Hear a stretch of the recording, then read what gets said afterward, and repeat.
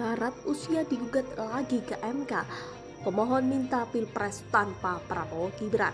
Dilansir Jakarta Kompas.com, syarat usia minimum calon presiden dan wakil presiden capres dan cawapres dalam pasal 169 huruf Q UU Pemilu yang diubah lewat putusan Mahkamah Konstitusi MK nomor 90/PUU/11/2023, putusan 90 kembali digugat ke MK. Penggugat mengaku sebagai mahasiswa bernama Saiful Salim meminta Prabowo Gibran didiskualifikasi dari Pilpres 2024.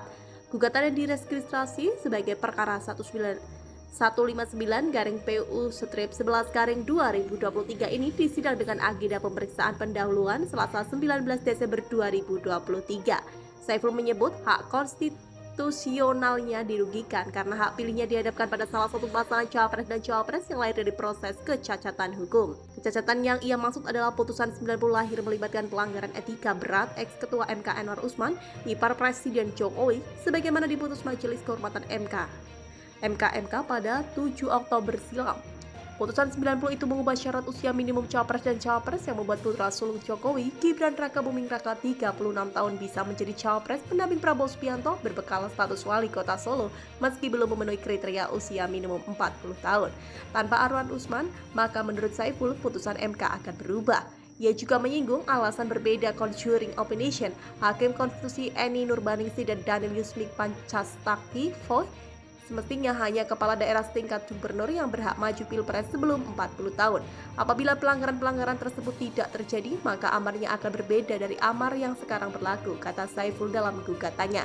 Ia menilai mahkamah harus bertanggung jawab kepada etika dan moral terhadap bangsa dan negara atas kericuhan yang timbul akibat putusan 90.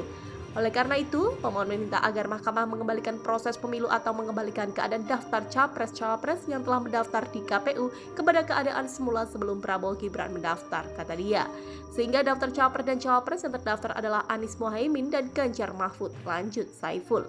Saiful menyampaikan dua jenis petitum.